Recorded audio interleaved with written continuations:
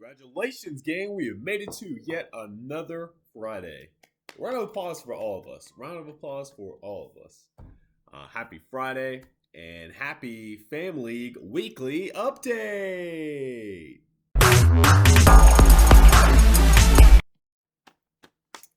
Really, not a whole lot of information to cover, so let's see if I can make this under 10 minutes. Doubtful, but we'll go ahead and get started. And we're going to start off with, let's start off with Trey and Tanner. Fortunately, Tanner took his first loss. The two teams are now 3-1. Trey ended up winning 124 to 106. It was projected 137 to 123 for Tanner's way, but unfortunately did not go Tanner's way. But that's okay, Tanner. We got a nice spot for you in the losers column, so it's okay. Just join the crowd. Josh Jacobs had a career day for Trey at 34 total points. Jared Goff is just seeming to be one of the better fantasy quarterbacks, and Tanner has Jared Goff. He's been riding him, and he's going to keep on riding that Jared Goff train. Unfortunately for Tanner, Javonte Williams of the Broncos tore his ACL, and he's done for the season, and that was one of his top running backs, so it's tough. The injuries are starting to bite. We have a trade. The first trade in the Famleegue season comes between these two, Trey and Tanner. Tanner trades away Mark Andrews and Jalen Waddle to Trey, and he received George Kittle, Curtis Samuel, and Mike Thomas. So interesting trade there. Finally, we had a trade. I myself am probably going to be trading, especially if I lose this week.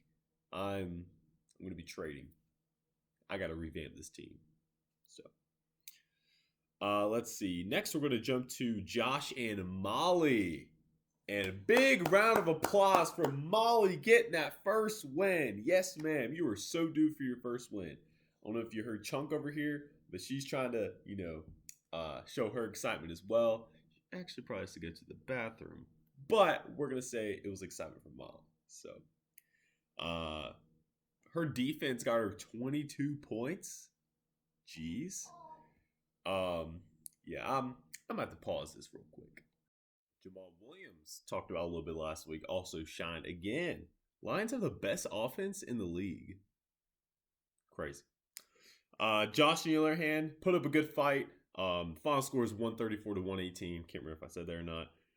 It was projected 128 to 114, so about the same. Russell Wilson finally woke up, so that's good. Hollywood Brown stays hot for Josh.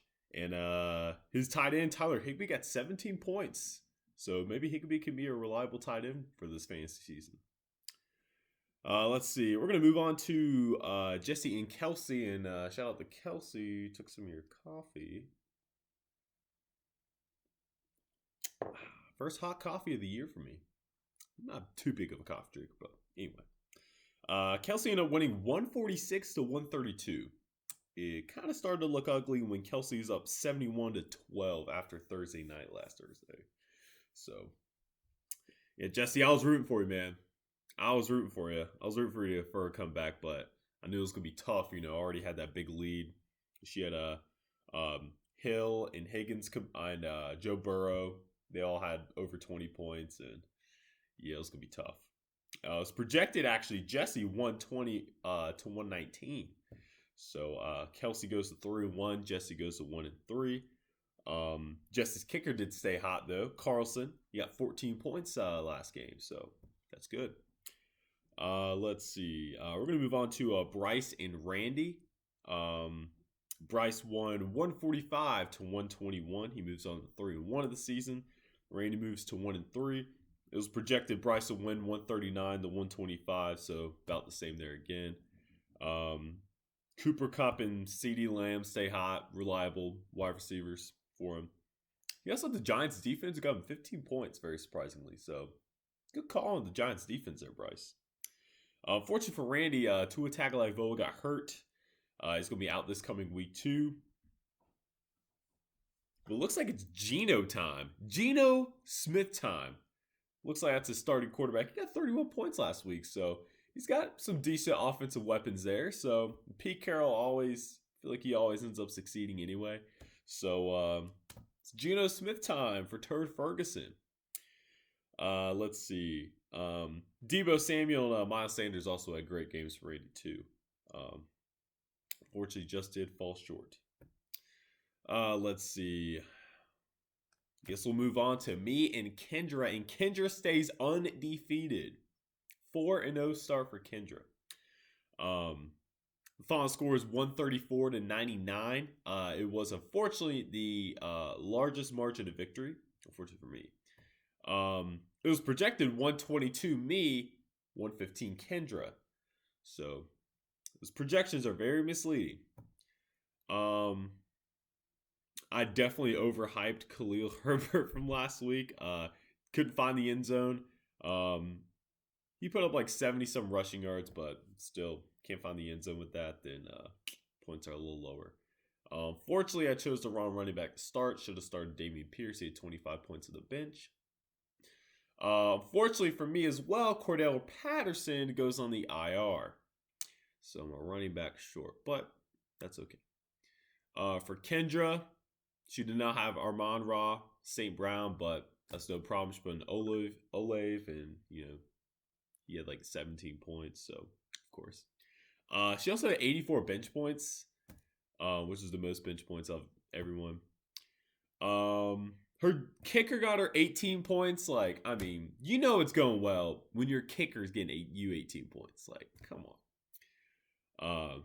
Anyway, we did have some breaking news come about last weekend.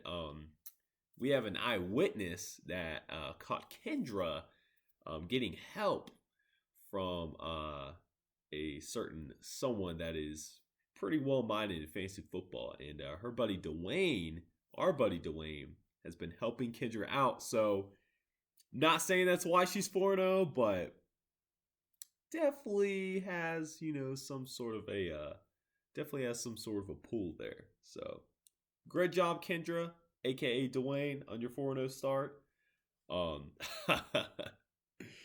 Let's see. That was the matchup of the week, but I changed my mind. Ryan and Jay was actually matchup of the week because I swear when I looked at the app on Sunday night before Sunday night's game, it was 112 to 113. I think Jay was up. And then the final score ended up being 134 to 120. Ryan ended up winning. Ryan had Leonard Fournette Sunday night. He had a late touchdown, ended up getting him 18 points. And fortunately, Jay had the Bucs defense got -1 after doing so great last week. And then he had a Ayuk wide receiver for the 49ers, and he only got 6 or 7 points. So they unfortunately combined for 6 points. And it's like the math isn't right, when you like subtract the two to like for it to be 112, 113. But I swear I saw that, so I'm just gonna ride with it. Johnny was actually projected to win 127 to 120, so a little bit of a flip of the switch there. Shout out to TJ Hawkinson. 39 points for Ryan. Put the team on his back. He actually had the most points out of any fantasy player too for the entire week. TJ Hawkinson. I swear it's someone different every week. You never know who's going to be this coming week. So yeah, about wraps up the review there. I don't think I missed anything. We'll go ahead and take a look at our standings here. Kendra stands alone at the top as 4-0. You got 4 teams here tied for second, all 3-1. Ryan is the lone 2-2 team, and then the rest of the pack, 7 of us are 1-3. Now this week is going to be huge for a lot of teams. A lot of teams are going to go 2-3, which is sitting decently comfortable, but way more comfortable than 1-4. 1-4 is a little bit of a hole. 1-5 is a big hole.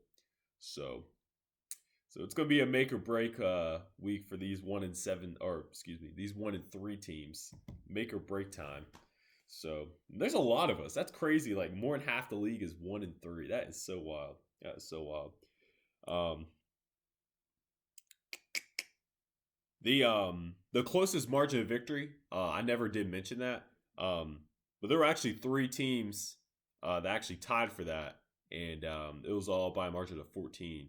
So no super close matchups, but pretty wild. 3 of them had the same lowest margin. Let's see.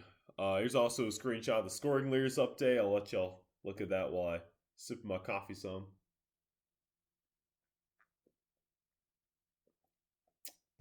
I will note that Bryce is beating his opponents by over about like 100 points. He has 100 points more. He has 100 points more like scored than allowed. Now I know in fantasy football you don't really allow points, but he's just been outscoring his opponents to where it's like 100 more points better. So, and that's like the best ratio of that in our league. So when you play Bryce, you better hope that your players are up to top standard and are, playing the best football of their lives. And that's what I'm going to hope for my team, because I unfortunately play him. But we're going to get to our week 5 matchups now, and we're not going to start with me and Bryce. I'm going to start with the 1 seed and go all the way down to the 12 seed. Kendra's ranked number 1, obviously. She's facing on Ryan, who ranks 6th. Ryan is actually projected to win 120.3 to 116. Right now, Ryan is currently winning 10.9 to 0. He had a Michael Pittman play last night, and it helped his projection a little bit. He's at 122 projected points now to 116. So, do we have upset brewing for week 5? Do we have an upset brewing? We will see. Let's see. Next, we will move on to Bryce and me, because Bryce is ranked 2nd. He's projected 145.9. I was projected 119.8. I had 2 players play last night. I did not mean for my tight end to play. I totally forgot that I picked him up. I was like, there's no way Mo Alley Cox can replicate another 26-point performance, and of course he didn't. He only got 1.7 last night. But luckily I had the Broncos defense, got me 13 points, so I'm currently winning 14.7 to 0. Probably the only lead I have. The projections are about the same amount of points. So next we have Trey, who comes in 3rd place. He's facing Molly. It's going to be a very intriguing matchup there. Both high-scoring teams. Trey's projected 136.2. Molly's projected 129.4. So pretty close there. Next we have Kelsey and Tanner, and I'm going to declare this one the matchup of the week. Their projections are about the same. It's only difference by 0.5. 121.2 to 121.7 in favor of Tanner. Let's see. Next we have Jay and Jesse. So Tanner is ranked 5th. Already said him. Ryan ranked 6th. Already said him. Jay is ranked 7th, and he is facing Jesse, who's ranked 11th. Jay is projected to win 133.9 to 126.6. Jay did have, I think he had a couple players play last night. I know he unfortunately had, I think it was his punter, and then unfortunately had Nyheim Hines, who's the backup for Jonathan Taylor, who's not playing this week. And unfortunately, Nyheim Hines got hurt on the very first play. His very first carry for 3 yards, he got a concussion and was out for the rest of the game. So that sucks. That really sucks for Johnny. So now, actually, Jesse didn't have any players last night. Jesse is now actually projected to win 126 to 120. So, let's see. Ranked 8th is Molly. Ranked 9th is me. So we'll jump down to 10th.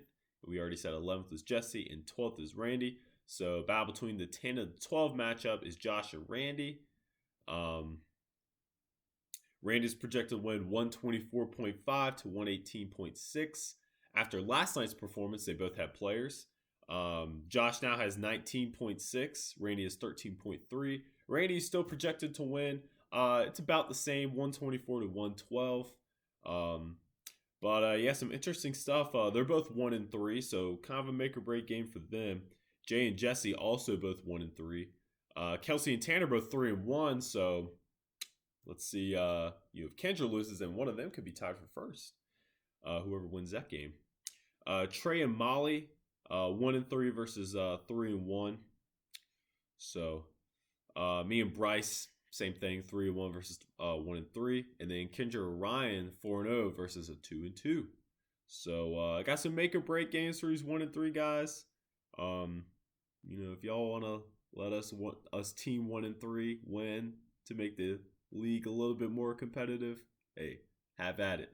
But looks like this week and next week really could separate the boys or the men from the boys and the women from the girls. So it's kind of looking that way.